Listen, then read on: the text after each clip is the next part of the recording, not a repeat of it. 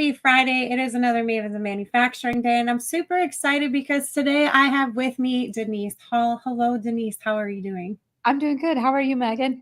I'm doing fantastic. So, Denise, you are the CEO of Peak Performance, but then you also work with the Smart Factory Institute. So, before we get into each of those, I would really like if you could just introduce yourself to everyone and share a little bit about how you got into this sector because there's so many points of entry, I believe, especially for women. Like a lot of us I feel fell into it kind of by accident and wasn't purposeful. And we're trying to change that right now. And I feel like younger generations are now starting to like pick it as their top career choice. So, how did you end up in engineering and manufacturing? Yeah, absolutely. I had an aunt who was a mentor to me. She was only 10 years older than me, but I really looked up to her as a kid growing up, and she really encouraged me. She was an electrical engineer. So of course I followed in her footsteps and I thought, well, I'm going to be a computer engineer. I don't want to be the same as her. I'm going to blaze my own trail. But turns out I end up going into electrical engineering after all. And I started working. I'm from Western New York area. I went to Syracuse University. Oh, Yes, and so yeah. I started working for Corning Incorporated. I actually worked for another company, Black Clawson in Fulton, New York, and we were making Okay. equipment. And at the time, this was quite some time ago. I was writing all the PLC programming for our equipment, and we went to a Kimberly Clark plant to commission a piece of equipment. And as soon as I walked through those double doors and heard the hum of the machines and saw everybody working and all the people that were trying to make this product, I realized I was in the wrong place on that supply chain, and I needed to move from being an original equipment manufacturer right into the heart of manufacturing where we're making the product.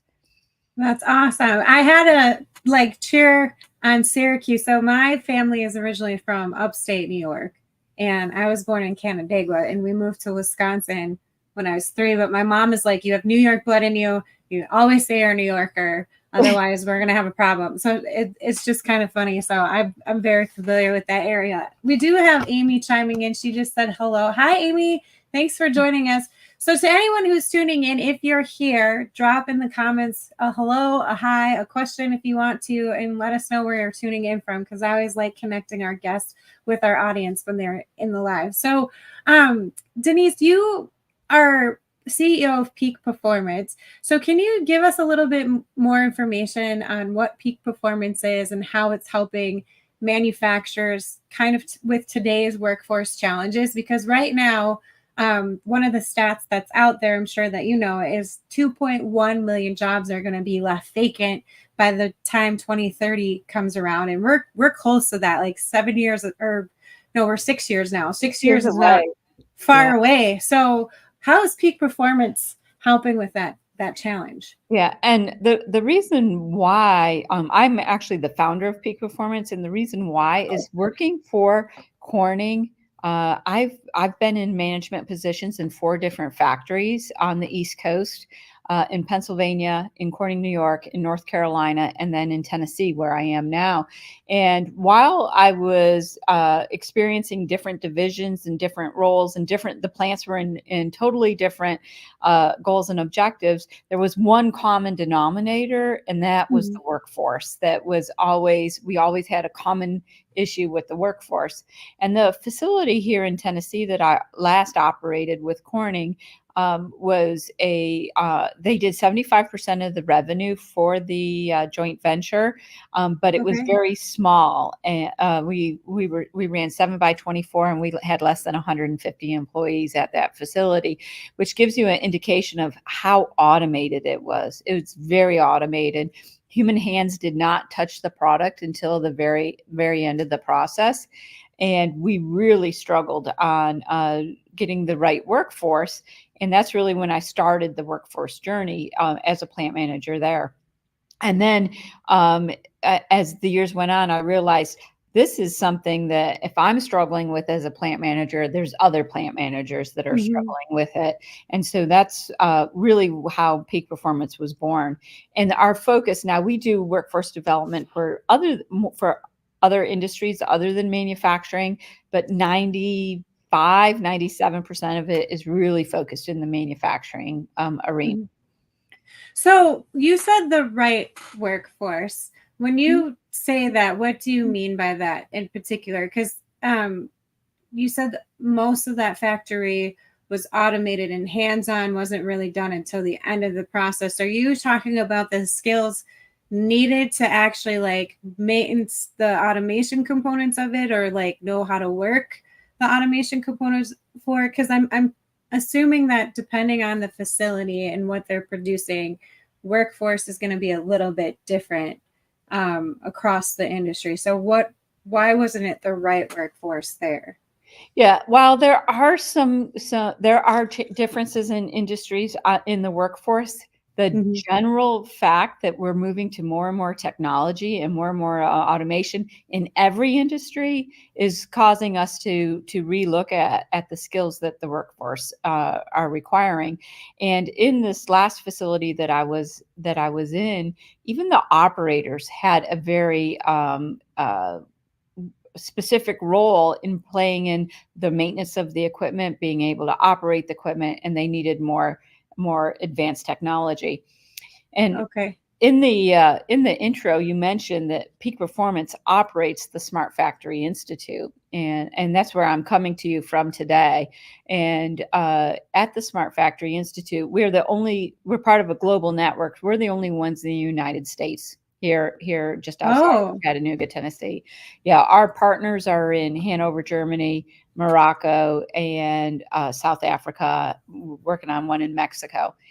But what we do is we've done research on automation and technology on the mhm. people side of it.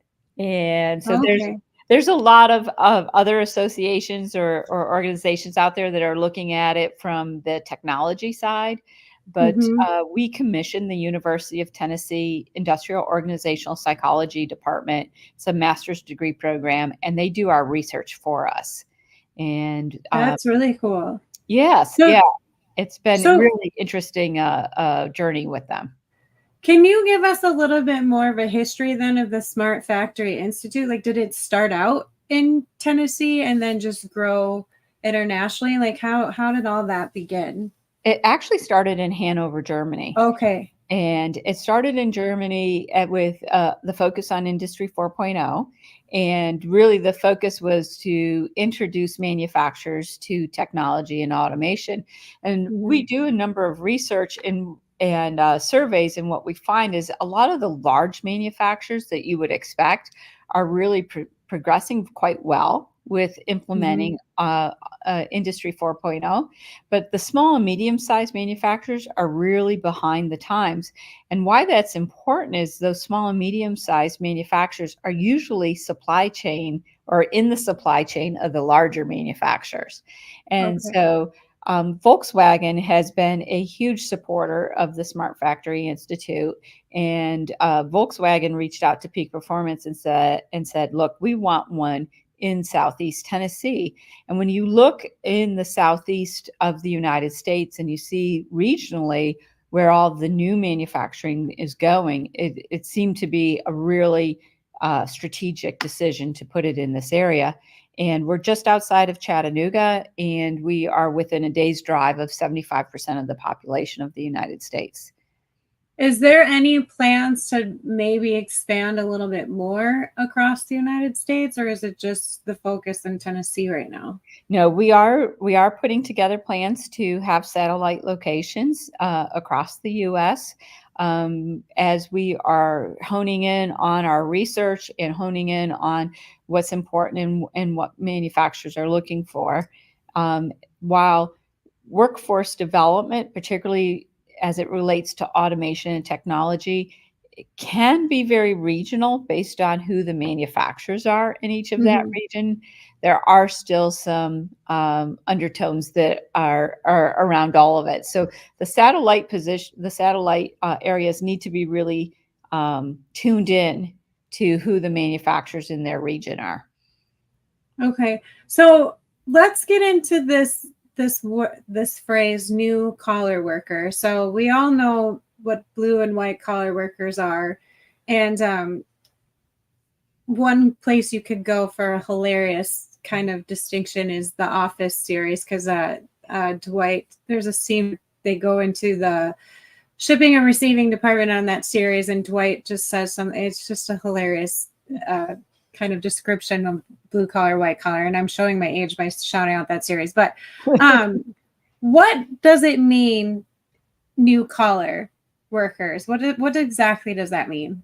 Yeah, I think with the technology that's coming on, we have to reshape the idea of what an employee who works in manufacturing or in construction or any other that were traditionally considered blue collar is that automation and technology is significantly changing those jobs.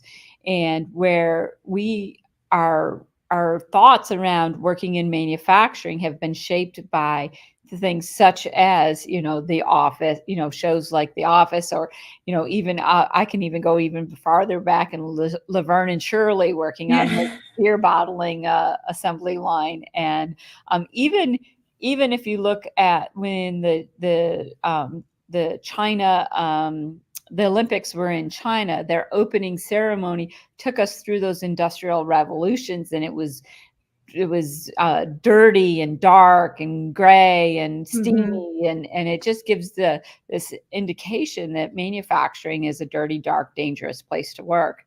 And when we take a look, I mean, there's facilities today that you could actually sit down and eat your lunch on the production floor.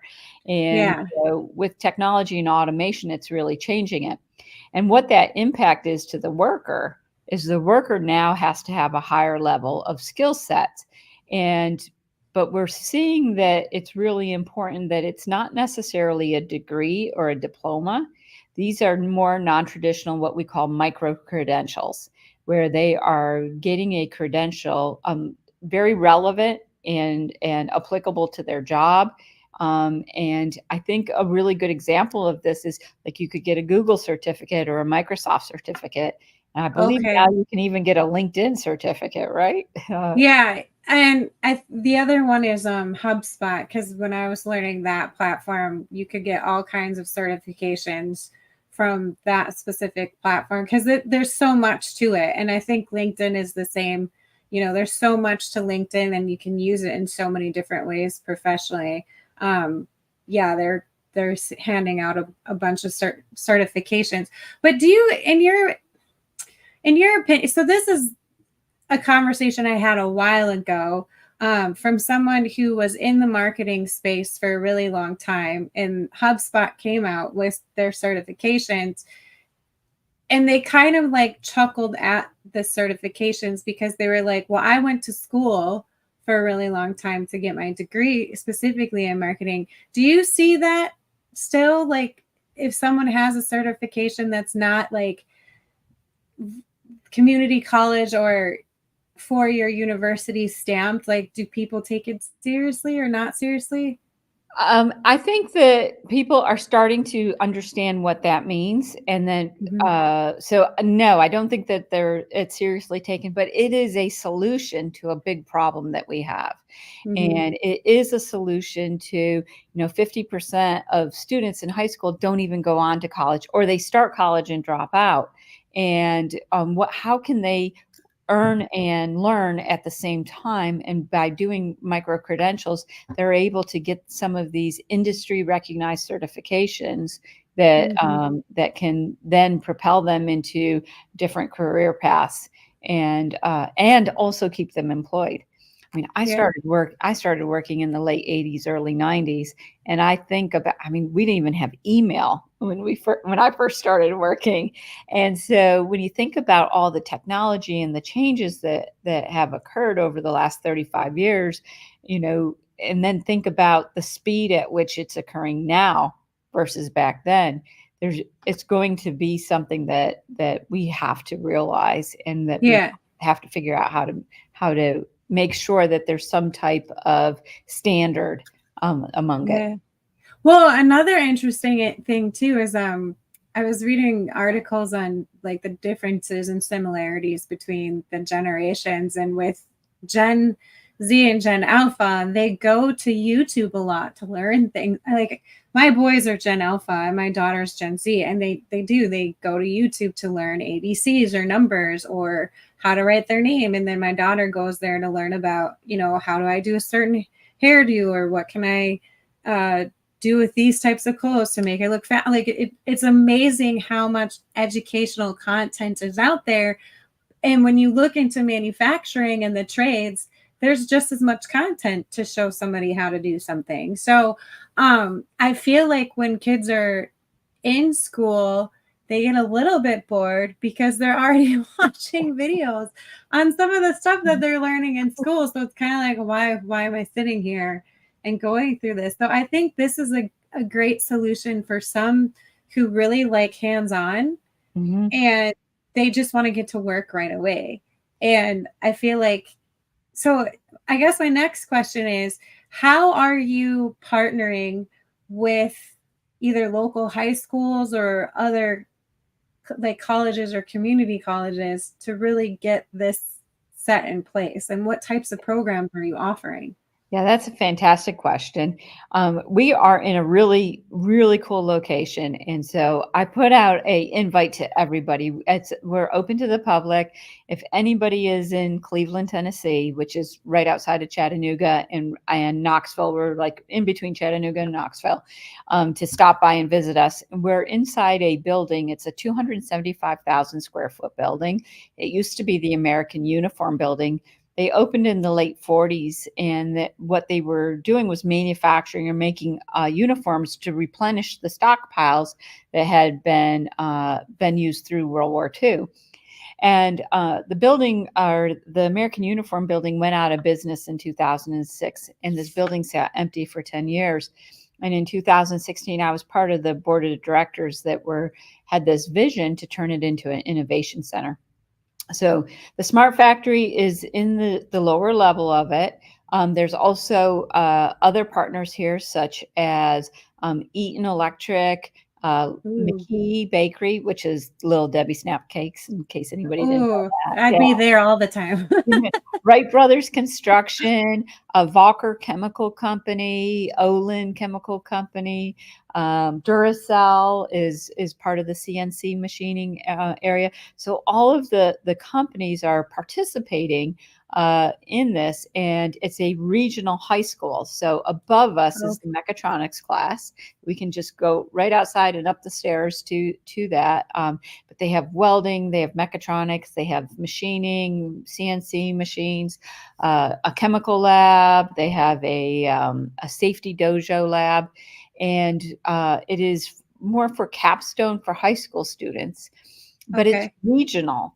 So it is not just for one county. And so the way the PI Center has been designed and PI stands for Partnerships in Industry and Education. The way it was designed is that it's self-sufficient. And so the private companies pay rent, and that goes back into the school. So it's not a tax burden. And we can have students from multiple high schools coming to the Innovation Center for their workforce training. And oftentimes they do a class and then they can go to work in the afternoon, or vice versa, in one of the locations here. So is the age range then like 15 to 18? Yes, most of them are juniors and seniors, so more 16, 17, and 18-year-olds. And they have their home high school, so they'll go to their high school and then get bused here. They can still participate on the football team or basketball or debate or whatever that they're doing, and they just come here for their workforce training and then also for their school. But what's really interesting is that we've learned and included it in the design is all the wraparound services. And so, for instance, we have a bank on site. We have United Way. There is a career closet, so we can bring in old suits and stuff so that the students can use it. There's a food pantry. So all those barriers to getting a job we try to solve those problems here for the high school students. That's really interesting. So when they start out, are they paired with a company that kind of appeals to what their interests are, and then when they go through the class, are they going to that company and working there and Yeah, so applying? they may be going to that company working there, or they may be working right here in this building for the company. Oh, Yes, okay. yes. That's really cool. So then how does so I just like I myself and some others feel like high school is too late sometimes for some of these opportunities. Like we should really try to expose individuals like at the elementary school level and tie it all in. And there's are some communities that I've recognized that are starting to do that. Like how can we just present it to them and then kind of keep that curiosity going up until they do hit high school, but then there's that gap, right, with the high school teachers knowing and actually being familiar with that, what's going on in industry. So the high school I graduated from, and I've shared this story before, they just hired a new carpentry teacher, and the CNC teacher who retired already like 4 times but keeps coming back because he has to teach the next teacher, Mhm. which is going to be the carpentry teacher. How are you helping upskill some of these teachers so that they can keep pace with what's going on in the industry? Yes, yeah. So we work with our local chamber of commerce, and we have what we call as a teacher academy. So Okay. over the summer when they don't have classes, they actually work at a company, and the company will pay them. It's a set rate that they pay. But for instance, a let's say a chemistry teacher could work in a laboratory in a QA position at a company over the summer, or Mhm. maybe a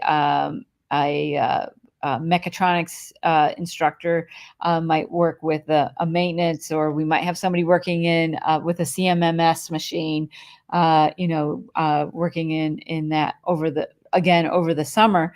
And then that way they can take these real life examples back to the classroom and work those in. We also now here, Peak Performance really focuses on the incumbent worker. And so we break the workforce down into 3 areas. We have the emergent worker, which we've just been talking about, the high school student, or even the technical college student, or the Mhm. community college student. We have the incumbent worker. So these are the people who are already employed. And if they don't keep their skills up, they're going to become obsolete and Yeah. not be able to progress. And then we have a section that we focus on called the transitional worker.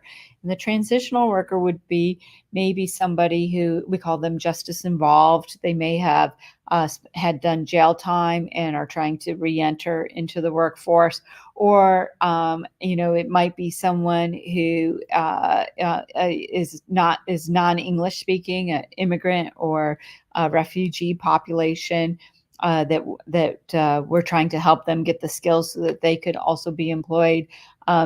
Returning military is an excellent Yeah. um, person that would be considered part of that transitional. Our main focus is the incumbent worker. And so here at the Pi Center upstairs where the students are, they say that they are focused on J to R, or I'm sorry, K to J, which is kindergarten to job.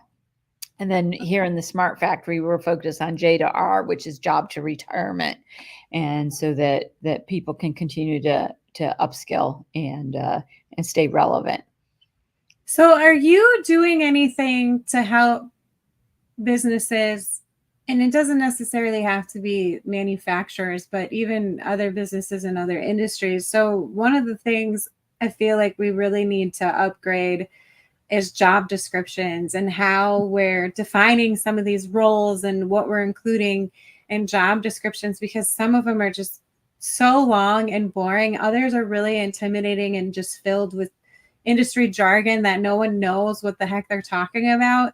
And I was reading an article where, there's some things that are being done to make the language more inclusive, but also not just focusing on all the skills and the qualifications, but maybe like the outcome. So like they want you to increase sales by like 30% or something like that. So they're not like saying, oh, you have to have this, this, and this, but here's what we want you to do. So it gives the employee more flexibility to make decisions on how to get to that goal.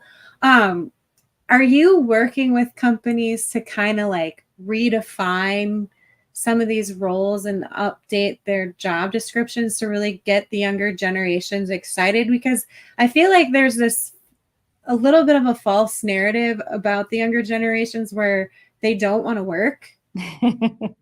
But I feel like they do want to work, but they want to work in jobs that they know that they're going to enjoy and have fun and they're passionate about and they have a purpose. So how are you helping companies kind of like switch that mindset to really get the younger generations excited?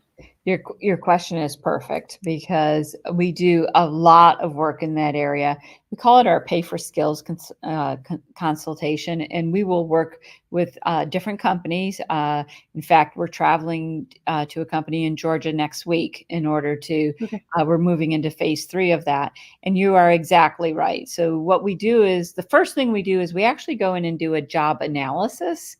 And that is when we look and see all the different jobs, and we really focus into the detail aspect of it, of each of those jobs, and understanding what are the physical requirements, the technical requirements, the methodological requirements, the social, and even the intrapersonal. And so, it's whether it's time management or being able to control your emotions, talking with the other. So in those 5 areas, once we've done the job analysis, then we develop their job descriptions.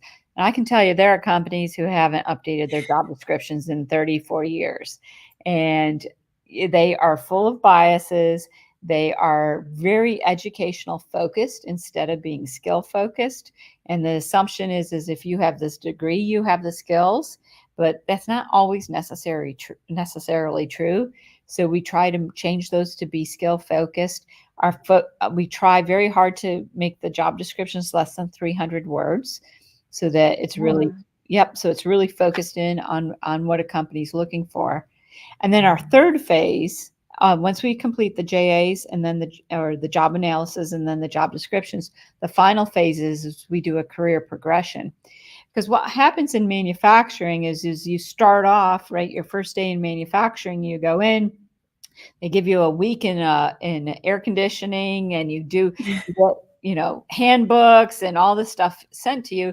And then you go out on the production floor and you're fighting a piece of machine, or the material's not right, and there's all kinds of problems. And people are like, I am not going to do this for 30 years. I'm going to the house. And they check out.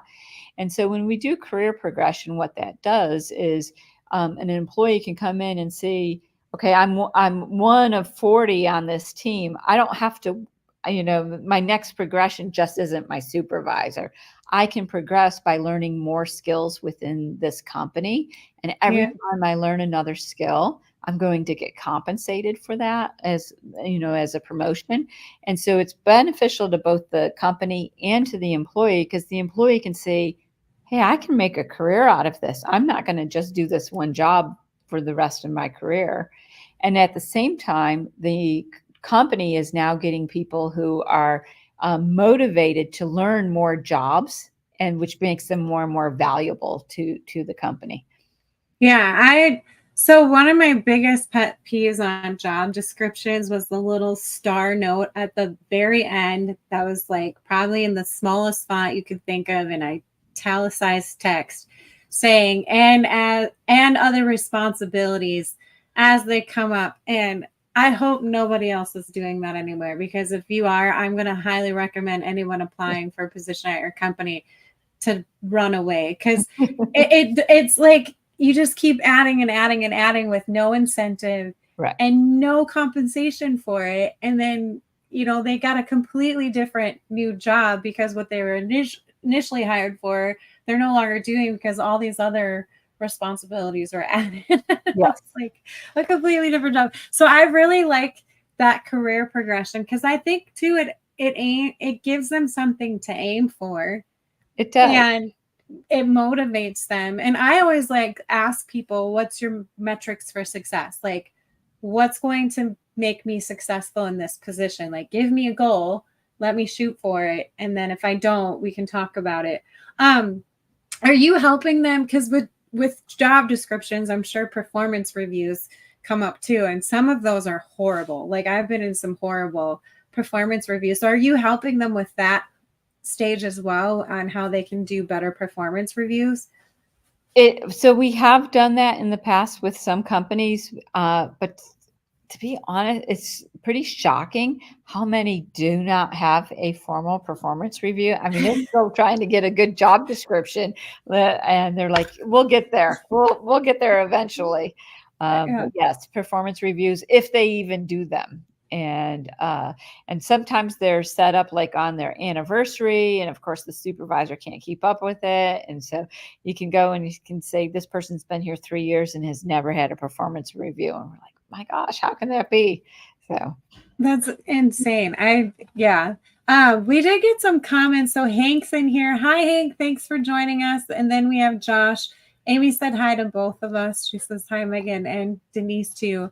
And then they were exchanging personal comments with each other. Hank says, I think if you start showing kids at a young age what manufacturing is by visiting plants, watching manufacturing videos, and allowing hands-on experience, this will build interest and excitement, and plants should offer lots of opportunities for tours for elementary schools. I know some do, but actually seeing it in person builds excitement. I do agree with that, but I think some companies are afraid to let younger kids in for liability issues. So, like, my question always to them is, well, then how can you bring it to the school? Because my kids right now are obsessed with firefighters and police officers because they come into the school, they hand out hats and different things. But I did meet a company, Batesville Products, and they actually have a kids corner on their website with like different activities and experiments. But then they go to schools, and they're a foundry based company. So they do melted chocolate molds, yeah. and teach kids about foundry that way. So, are there things that you do at the elementary level? I know you said that you focus pretty much on high school, but do you work with any other like organizations or associations for community outreach, like maybe a First Robotics team? I know Skills USA is a big thing. Girl Scouts or Boy Scouts. Is there anything like that that you There do? is, there is, but I think our two most popular is we have what's called Pie on the Go, and that is a bus that will go to the elementary schools, and so the students can, they don't have to leave the school. They can go and they can go on the bus, and it has little activities on it. And then we also have a Be Pro, Be Proud state truck. Other states also have this. That's for a little bit older than elementary schools. But again, the whole idea is that is a tractor trailer, and when they go on that tractor trailer, they can go to different stations and they can try out. They can put on the virtual reality and try, assembling a car, or sit in a simulator for a bulldozer, or and try different. Kind of get a sense of what's available. But you're exactly right. Is when you said that your boys are obsessed with firemen and police officers because they come. But that's what kids are used to. A lot of manufacturing companies, they have their big fence and a security guard out there, and all the windows are blacked out so that you can't see for proprietary reasons. But there are ways and there are things that manufacturers can do to give that exposure. The last plant here that I operated, we brought in middle age school, and I thought, what am I going to do with middle school kids, and do I really want them in my plant? But my HR manager was fantastic, and we made SCR catalysts. So how do you explain that to a middle school student? But what she did is she did a experiment. So she put them in. We had lab coats and safety glasses and our gloves and all of that. But she had them do an experiment where they got leaves from outside, and then they sprayed some with water and sprayed some with vinegar and looked at the difference. And then we talked about acid rain, and then how the catalyst that we produced would reduce acid rain. And so the students were able to, nobody gets excited about SCR catalyst, right? But if you Right. say, we make products that clean the air, now people are excited. So. Yeah. I think if you can make it some connection like that, because my boys color leaves all the time on paper and stuff. So if you can make that connection and you just the education. Yeah, some of them might not remember the information, but they'll at least remember the experience because you're giving them that hands-on experience. So what types of jobs? I know you mentioned CNC machining, but what type are there, like specific job roles or like names of careers that you can give us that would be considered a new collar job? Because I there's just so many out there. I think like what would be considered one where Yeah. So would welding be one? Because I know that the high school I graduated from, um, kids learn welding in the class, and because the instructor is a certified welding inspector, he can put them through the process of getting their welding certification. So after they graduate, they can get a job right away. Would that be considered one? Or are you talking more like high tech positions? yeah, so I think both because so welding is a great example of how that's changed, right? You can think of Mm-hmm. the traditional welder, and we've seen, everybody who does STEM will have, the welding helmet with the spark and have somebody, and it's typically a man that's working there. But if you start really thinking about it, and as it's moving to, and what it's moving to, it's now robotic. So it's not necessarily, I mean, you still need to know what welding is. You still need to have an understanding of the materials and that process, but you're now operating a machine. And so I think when I think of the new jobs that are going to be coming, we're going to be seeing digital specialist, analyst, cybersecurity technicians, of course, automation and robotic techs and Mm-hmm. engineers, even AI and machine learning specialist, a process automation specialist. And these are going to be the jobs that we're going to see in the future. And through our research, we've been able to identify the jobs that are going to be that are at high risk of being eliminated. And those are going to be jobs such as laborers of and freight, stock, and material movers. So if Mm-hmm. I mean, think Amazon, right? Yeah. And how, warehouse workers are being replaced through AGVs and automation. Inspectors, testers, sorters, samplers, or weighers, people who would test parts or sort parts. All of that can be done with Yeah. automation and artificial intelligence. Anything that is, like shipping and receiving and inventory clerks, automation is really having a huge impact in the logistics area. I mean, even forklift truck drivers. I mean, Yeah. I've seen where you can drive a fork truck from home. I mean, that's the epitome of a work from home job, right? Where It, you can actually operate a fork truck from home.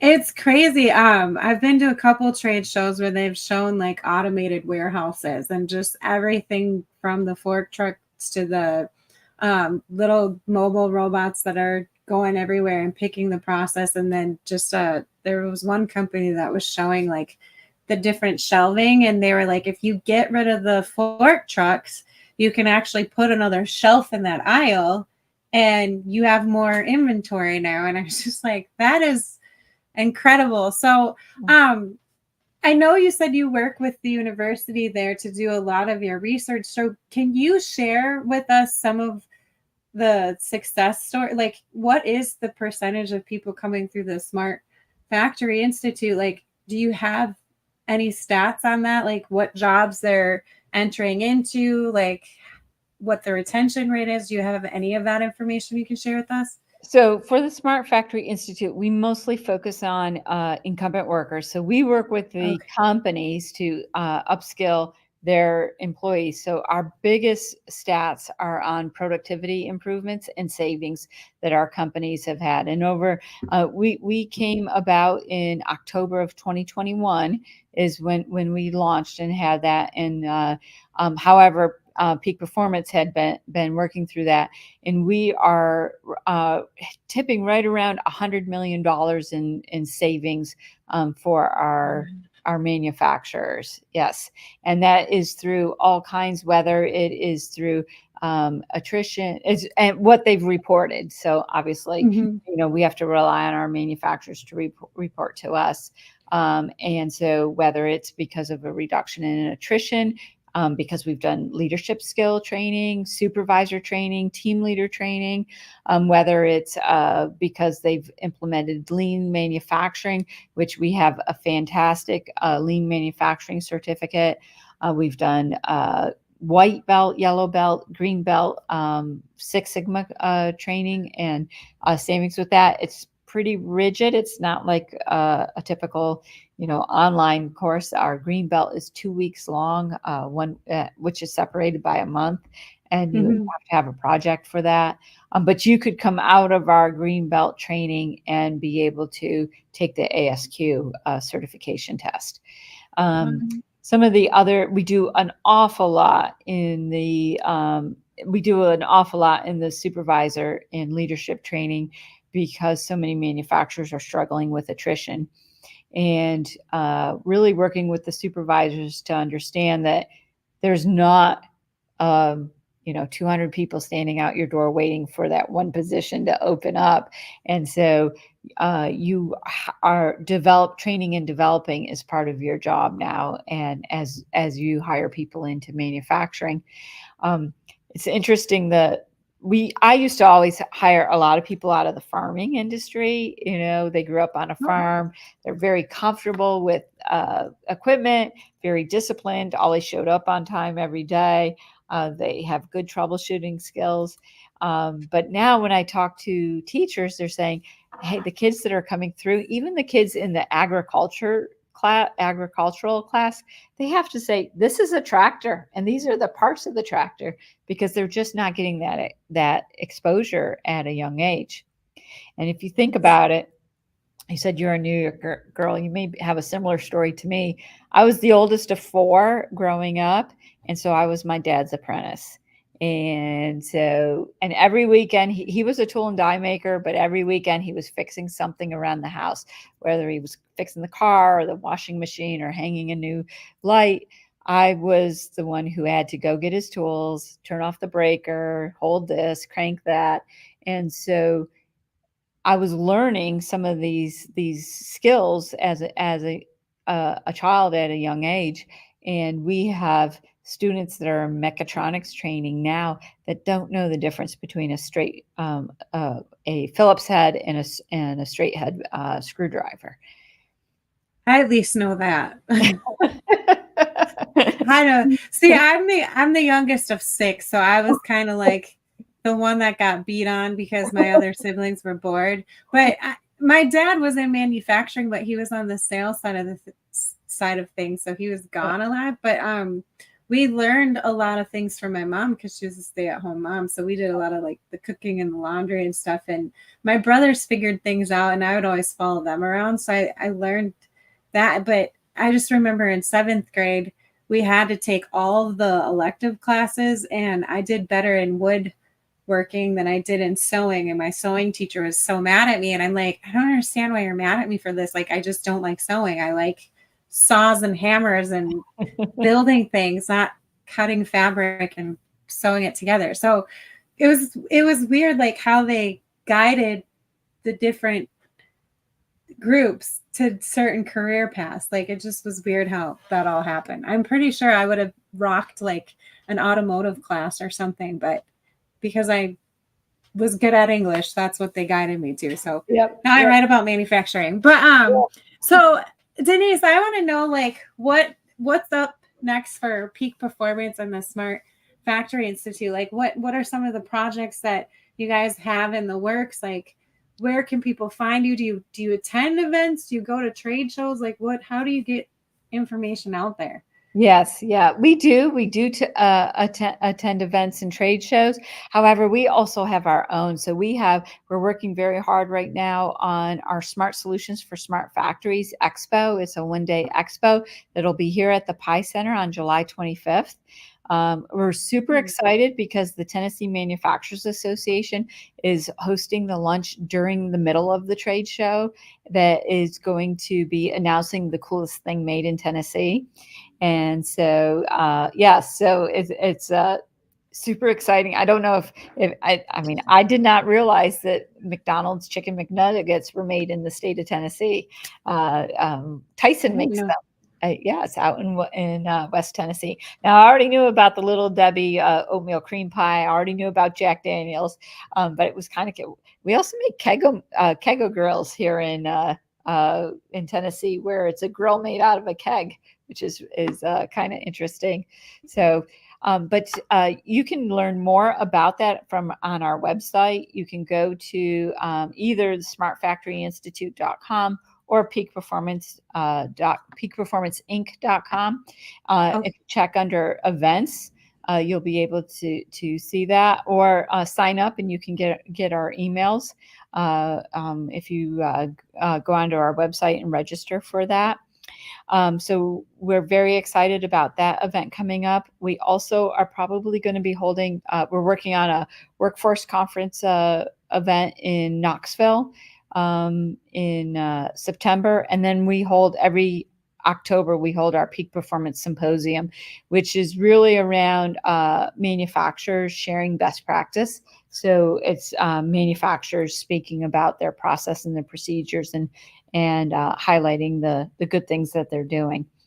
Okay, I'm going to have to go on your site and check out all these events. July 25th is my birthday, so maybe I'll give my gift to myself and go out. I love Tennessee. It's my favorite state. The workforce conference that you mentioned in September, do you know the date of that? What is September the date? 12th. September 12th. Okay. So IMTS is this year. It's the 9th through the 14th.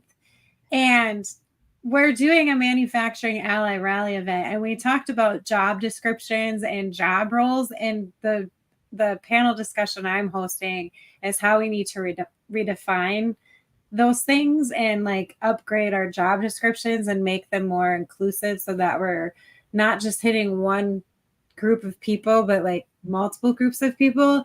And I wanted to see if you wanted to be a panelist, but if you have this event going on, you're probably swamped, because I think that I think what you're doing there is highly important. Other manufacturers need, or other people in manufacturing need to know about it. So well, let me know about it. My team is pretty good. They've run events without me before.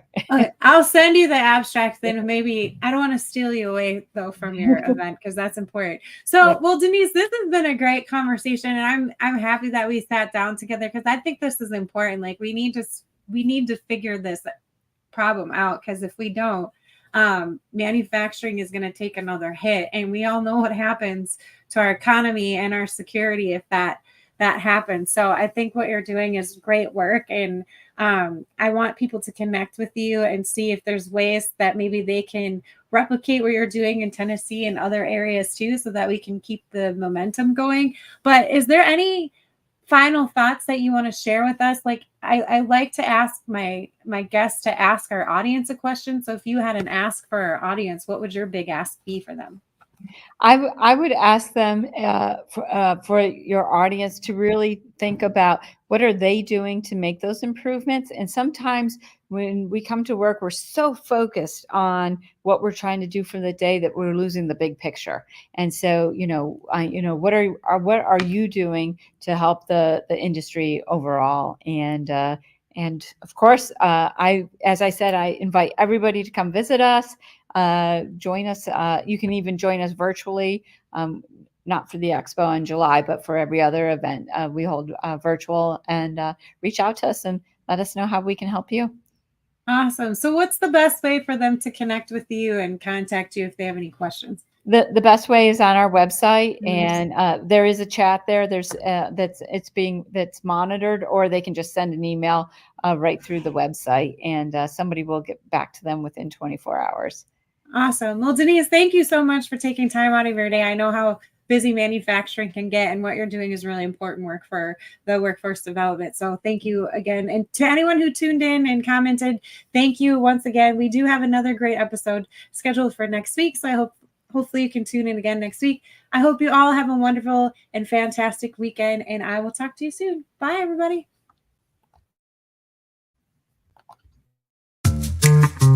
This episode of Mavens of Manufacturing has been sponsored by Z Ink Solutions. Z Ink Solutions. This isn't your grandmother's copywriting service. We provide copywriting and copy editing services that provide impactful text and memorable storytelling for a variety of brands and industries. Contact us today at zinkSolutions.com.